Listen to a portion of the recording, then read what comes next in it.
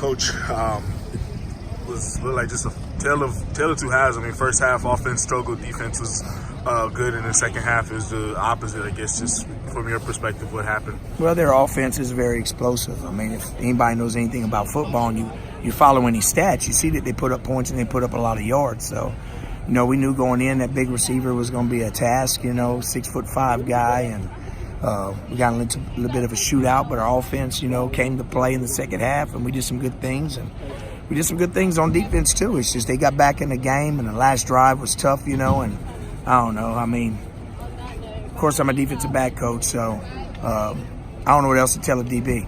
You put your back on them, they push you off. You turn into them, they push you in the chest.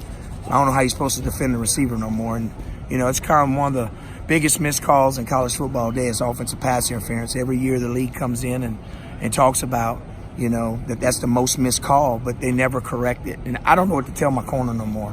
He's a big 6'5" guy. Darian Dunn was battling him all night. Kobe battled him, and they just kept getting pushed off a little bit, So, it's tough. We still had our chances, though.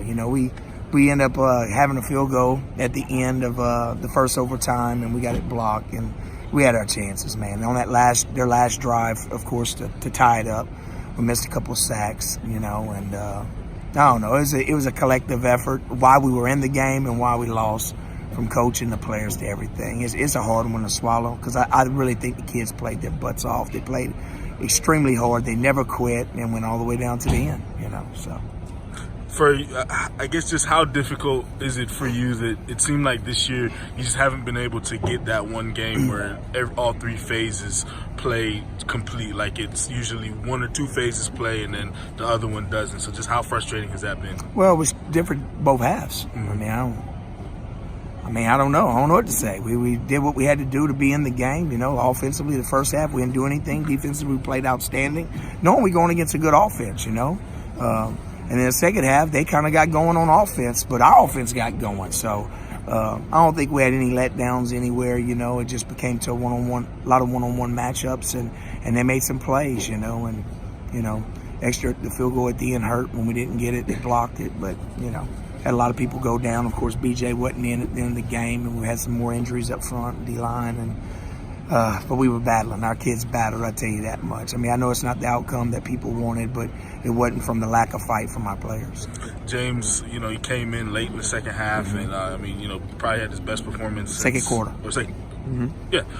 Second quarter, you're right. And, had his best performance since, sometime early in the season. Just what do you think of that performance from him? Well, he came back and he really responded well, which was good, which we was hoping for. We was hoping Cody played well. And Cody struggled a little bit, and James came in like an experienced guy and got us going a little bit, in the first half, and played a little bit solid in the second half. He really threw some good balls, and he's the reason why we was in the game late. So it's a hurt.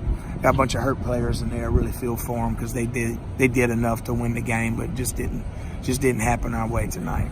And finally, just next week, last game of the season, senior day, against a rival. Just what are you going to tell the team? How do you get the team up from such a tough loss going into next week? Well, we got to find out who's playing first. we got a lot of injuries, man. BJ got hurt. Our starting free safety was out from the opening kickoff.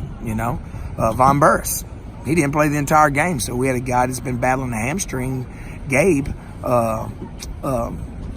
Foster had to start the entire game. He started cramping up a little bit. So we'll see who we got, but we're going to battle. I know that. These kids are very resilient, and we'll come back home, of course, and play in our stadium. And, it's a 3 o'clock game, so it'll be a little bit different. But, I think our kids will play hard. I think they'll play well.